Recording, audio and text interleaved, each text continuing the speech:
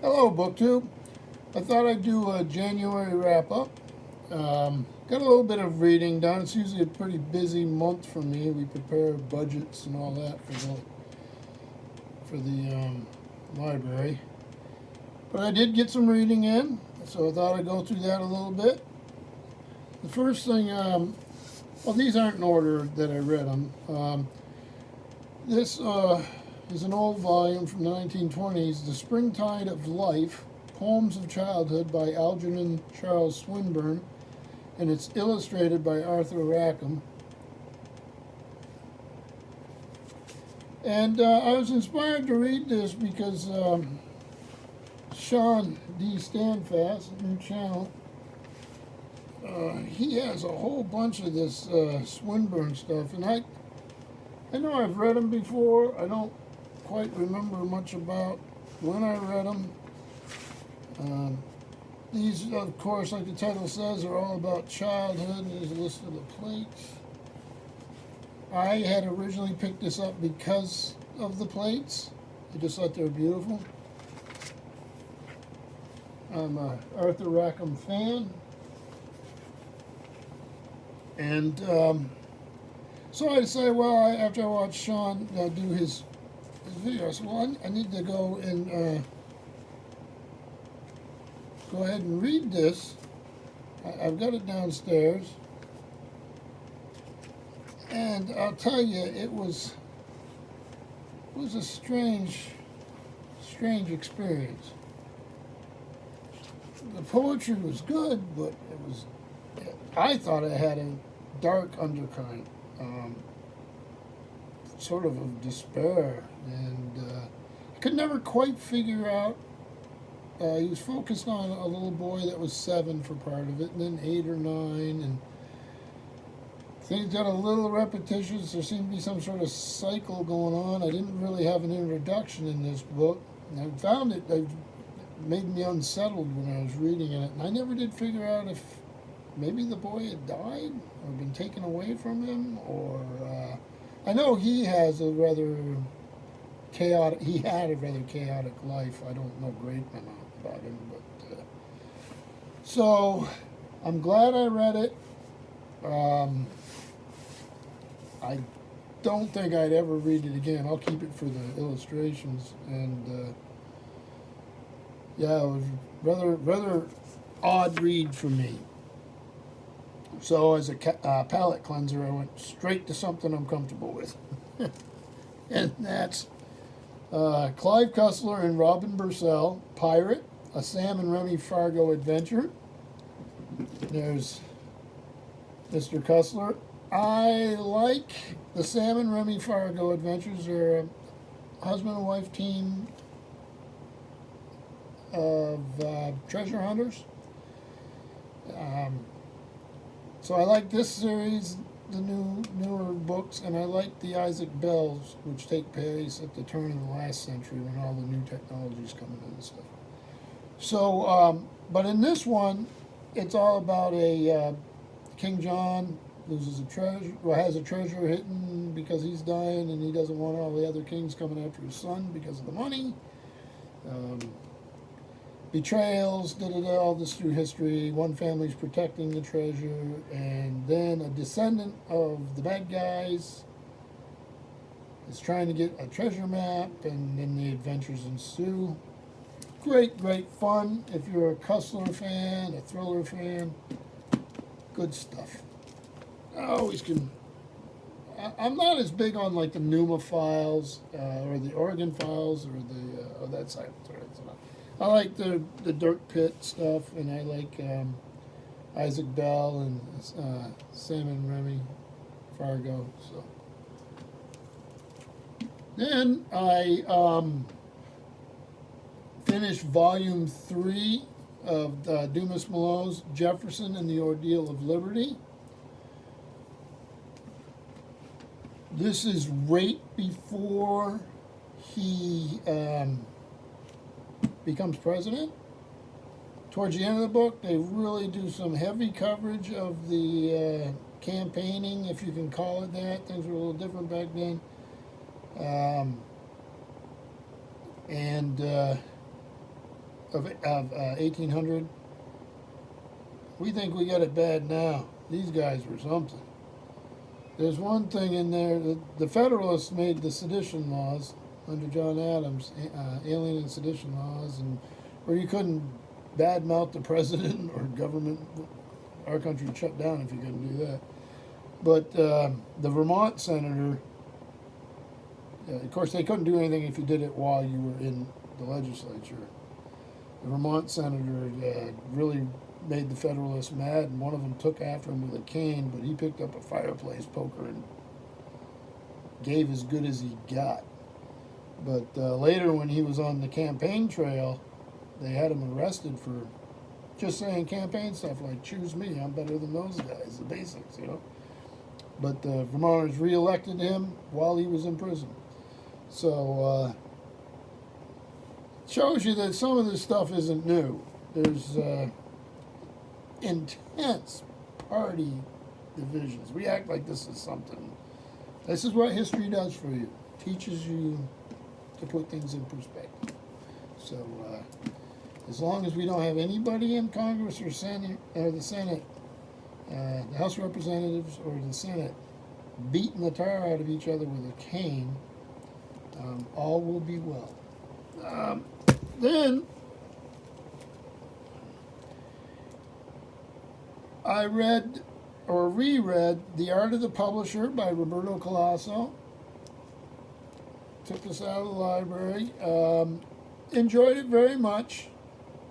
He's one of the big shots at Adelphi Publishing in Milan, Italy. Has some good insights into all of that and into the time when they were getting established. So enjoyed it. It's a short thing, good read. Very different than most of his other stuff. I know not everybody's a fan. I like him, but this, like I say, if you're not into the stuff that covers a lot of the history and philosophy and literature that he usually does, you still may like this. Then the big project for the month, and I don't know why I undertook it this month, but I did. I've been meaning to get to it for a while. This is called The Fellowship, The Literary Lives of the Inklings, J.R.R. Tolkien, C.S. Lewis, Owen Barfield, and Charles Williams, and this is by Philip Zaleski and Carol Zaleski. There's Philip and Carol. Very scholarly job. The publisher is Frost, Strauss and Giroux out of New York, and this came out in 2015.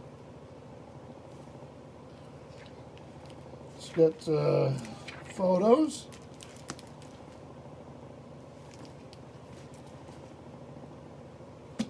I got almost too much about each of these characters. Tolkien, I knew he could be a grumpy guy, and so I was all right with that. There was vast stretches there in C.S. Lewis's. He was a very young man, and different times later in his life where he was a little hard to take. Page after page of a not very likable guy. Owen Barfield, who was all into like the Rudolf Steiner and what is it, Anthroposophy? He was also a lawyer. He spent a lot of time complaining. He later in his life, after the other Inklings are sort of gone, he's comes into his own a bit, becomes sort of a celebrity because he had been an Inkling.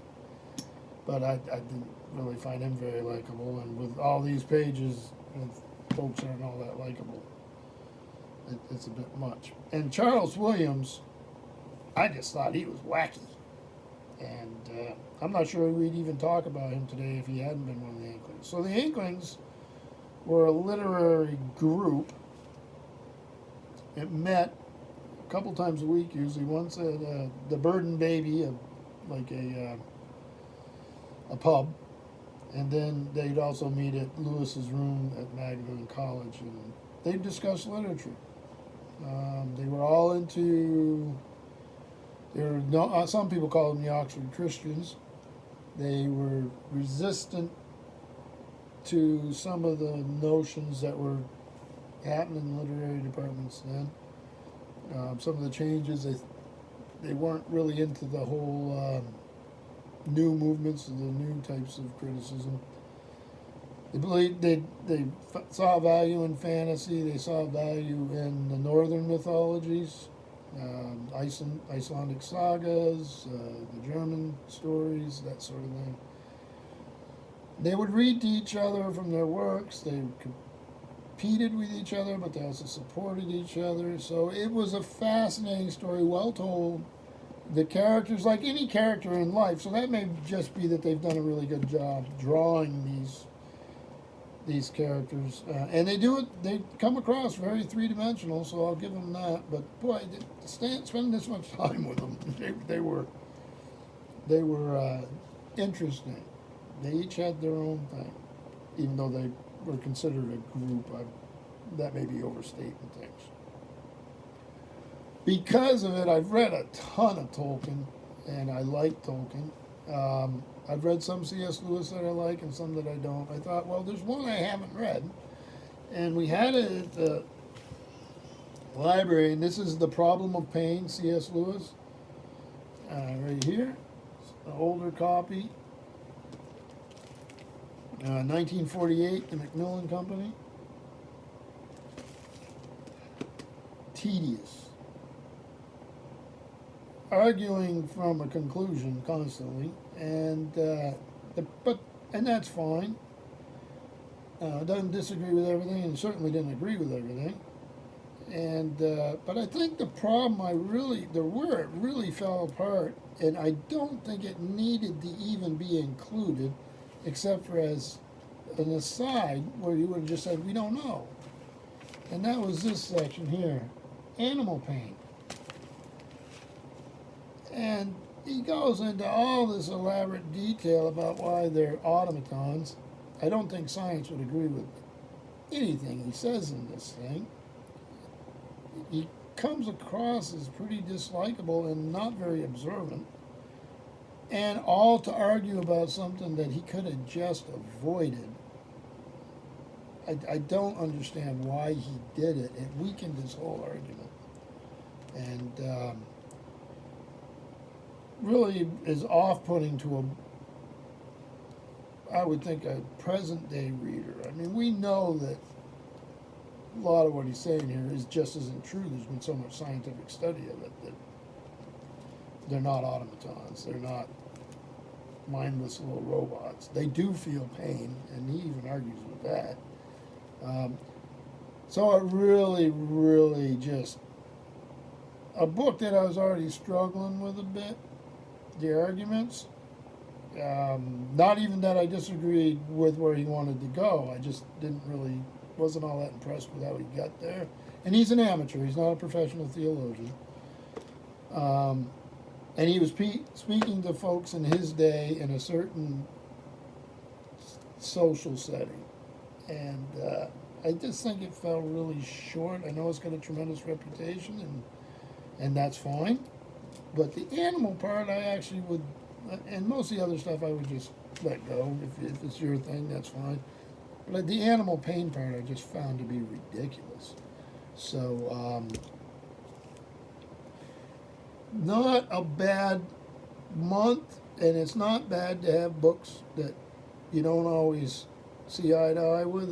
You still learn, and they wouldn't see eye to eye with me on a lot of things, and that doesn't make their contributions any less valid. But really loved the Thomas Jefferson book. Eye-opening. And I really liked the Clive Cussler, and that's just pure raw entertainment. And the other ones, a little back, and the Colossal Publishing book was good. But the poetry by Swinburne, the Fellowship about the Inklings, and then C.S. Lewis's Problem and Pain, those, not so much. So next month, February, starts tomorrow, I'm going to be doing Sag-Along, and I'm looking forward to that. We're starting with Laxdalia Saga, It's a family saga from Iceland, about 1,000 years old, if I remember correctly. I've got the Penguin uh, deluxe edition here. My wife got it for me for this. And at work, I have the same book, but the hardback edition. So, sitting on my desk at work, so if I get a break here and there, I can jump in. I'm going to start really getting into the introduction and some of the supporting material, and then so that's the first 2 weeks of February, and then I'm still thinking about doing another long saga, and that's Niall's saga. Or the saga of Burnt Niall, depending on which translation you find. I hope you check out everybody else who's doing sag-along. I think you can just search YouTube under the term sag-along. Some really good booktubers, and I'm looking forward to hearing what some of them have to say. As far as anything else to read goes for the month, boy, I don't know if I'm going to jump into the fourth Jefferson again or not. I might grab another Cussler, maybe an Isaac Bell or something. And I haven't read any science fiction in a couple months, so that might be a good idea to do. So we'll just see. We'll play it by ear. I like to have a little freedom with that sort of thing. But the sag-alongs, the Icelandic sagas, Laxdæla sagas for sure. So I hope all is well. Going into the weekend, it's something I'm looking forward to. A couple days off. I may go into work a little bit tomorrow, but we hope all is well. Thank you, BookTube.